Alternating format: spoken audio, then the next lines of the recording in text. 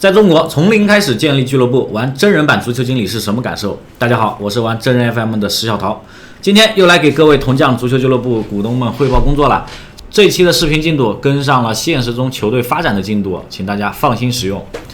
舰队记录的视频我计划分成3部分，先汇报工作，再回答评论，最后分享心得。本次汇报工作将分为以下几个板块：球队运营、营销方面、球员训练、球员状态、教练员安排、财务状况以及后续的工作安排。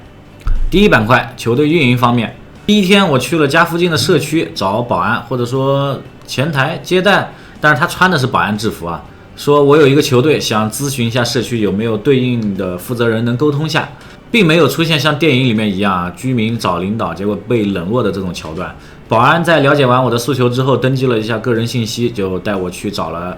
我们社区文体方面的负责人。一番沟通之后，负责人表示他没有这个权限来满足我的诉求，或者说没有权限能帮上我们，让我去找他的上级社区服务中心，哪一个路哪一号几楼找某某体育主任，非常的详细，他应该能解答掉我的问题。先不说问题有没有解决掉，至少从进社区服务中心大门遇到的第一个人开始，到见到负责人，到沟通完，他能明确指出找到解决我问题的人，这一段必须给宜德社区点个赞。因为正级别的社区服务中心离这里也不是很远啊，当天下午我就过去了，当然去的时候他已经下班了。于是第二天我又过去见到了体育主任，非常的热情，一番沟通之后确认了以下几点：第一，以后区里面有比赛可以推荐我们球队报名参赛，甚至说还有一部分经费的支持。第二，以后社区有其他活动也会通知我们，看我们能否参与自愿原则。第三，球场或者其他问题当我们遇到了这个问题之后，可以微信联系他，在职能范围之内的都可以协商帮忙协调解决。那不在职能范围内，但是他认识能解决掉的人，他也会帮忙去联系对应的负责人。其实到这里我已经非常满足了，只要他不排斥不抵制我们球队在社区运营经营就可以。那至于说资源上面的支持有，那肯定最好，没有也可以，也能接受。第二件就是学校方面暂时是没有找到合适的接触点，现在还在从各个渠道各个方向努力去接触。第三件事，上一周一共17名球员缴费，每人70块钱的队费将用于球队的日常支出。第四件就是球员缴费之后和球员确定了尺码名字，安排厂商定制了球衣。那这一批球衣是没有号码的，计划是等有正式比赛了，确认好大名单，然后再热转印上号码。那定制的球衣是黄绿色的，其实有网友说过这个球衣好像没什么特点，没有那么帅，没有那么好看。我也知道白色蓝色黑色这些都好看，但是用的球队多呀，这些颜色我印一个没有那么常见的，那我是不是主客场用一件就行了，省钱。第二大板块，球队营销方面，我们现阶段只有阿 B 和阿斗2个平台。那第一期视频发布之后反响是非常不错的，粉丝群活跃度也很高，确实按照预期出现了通过引流关注到我们并且想加入铜匠的小伙伴，通过流量转化接触到不少俱乐部负责人以及 UP 主，给我增加了不少经验。那我会尽快的吸收和转化成行动。第二期第3期的视频我分别优化测试了不同的标题格式、背景、分段，包括阿斗的短视频。那第3期的封面点击率最好采纳，第1期的标题效果最好，那往后就按照这个标准去走。第3期的内容表达形式不错，留存率比较高继续使用。那阿斗的长视频分割成短视频的这一个效果确实一般，那以后还是发长视频吧。那公众号这一边暂时不准备发和阿 B 阿斗一样的视频内容了，尽量让喜欢主体内容的粉丝集中在阿 B 阿斗这2个平台，互动量、点赞量、这个播放量上面也相对集中一点。后续准备在公众号板块增加训练公告、训练通知、比赛公告这些内容，产出相对简单一点，因为主要就是图片文字嘛，不怎么耗时间。优化美化这个内容的事情交给未来专项运营的人来负责，我只需要让它存在，让它有就可以了。关于其他平台有计划，但是现阶段其实很难实现，例如媒体方面的球员号加直播切片的矩阵号，图片文字平台的一些内容发布，类似于虎扑、贴吧这些，这确实我个人的精力能力是有限的，需要有愿意参与进来的小伙伴一起努力才可以做到。还有直播我们准备在本周六晚上8点钟的友谊赛开启直播，本次直播不会加入太多的内容啊，主要是以测试为主。后续也计划在训练周，就是我们1个月3练1赛嘛。那在训练三个训练周，带教练组或者是球员啊来到直播间直播。那约赛周就直接直播比赛，每一周争取做到1次直播。应援周边方面也有些反馈啊，每天都能卖掉1-2个小周边，甚至有球迷要求我们发签名版的球衣，这个是肯定要满足的。周六在阿 B 直播的时候也会抽一套舰队全队的签名球衣，非常具有纪念意义。第3大板块是球员训练方面，上一周是自建队以来人员最齐的一次，我感觉很可能是因为交钱了，不来血亏。应到14人，10到11人，因为没有完全体的合练过每个人的能力也参差不齐，教练组决定还是先以轻度训练加分组对抗为主。轻度训练就主要还是抢圈训练是从无规则限制逐渐加大难度到限制触球次数。热身完毕之后呢，按照大家的能力位置，教练安排了分组对抗，并且在场边去观察指挥。分组对抗20分钟一节，因为观察记录了每一个球员的大致能力，在第一次休息补水的间隙呢，进行了2队的人员的调整。后续几节的对抗期间，然后教练也是随时叫停，指出球员在进攻、防守过程中出现的失误和最优解。训练完毕稍作总结之后呢，因为也确认了大家的水平能力，下次训练的方案将根据不同球员的水平进行调整，分开训练。第4大板块球员状态，其实这个是我最想汇报的工作内容，因为我们这个球队能不能做大做强，看的是运营、流量这些方面，但是这个球队现阶段能不能踢下去、活下去、生存，最主要的就是球员的状态，大家愿意来训练，能来训练，是我们必须要解决掉的问题，否则的话就和越野球没有任何区别。但是在上周训练间隙就补水的时候，我和何教练给大家做了很多交流，发现大家因为有球迷支持，有更多的人能关注到球队，自己有可能会被球迷认可，这些现象提升了不少的凝聚力，对球队的认可度也随之变高，积极性也有非常明显的提升。那内部统一目标，外部施加压力，让整个球队变得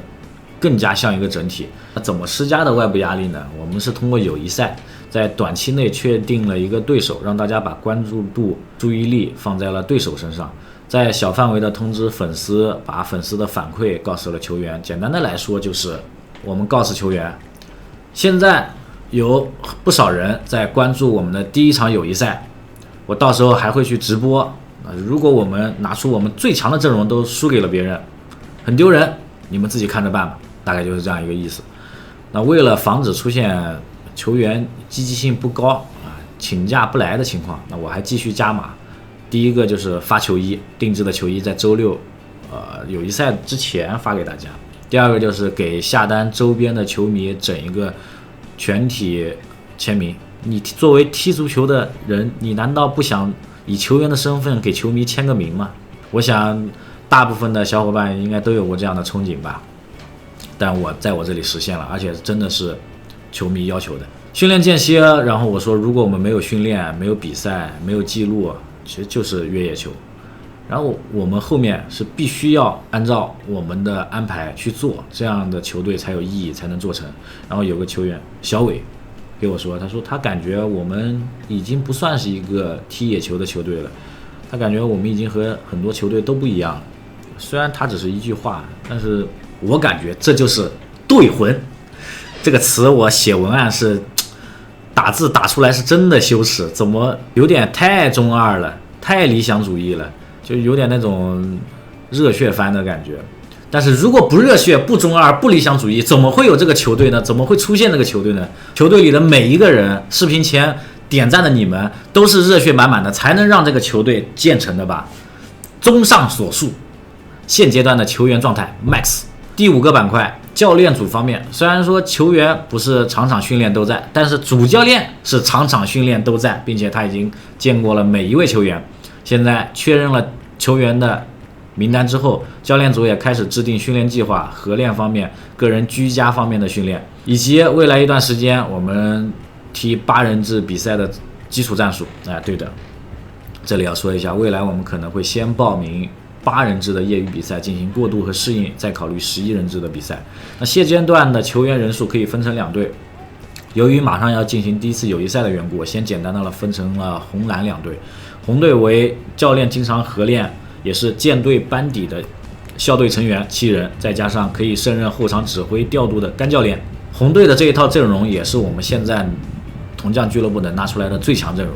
因为这一套阵容里面球员本身他就有默契，个人能力也非常不错，那战术安排上会更加丰富多变一些。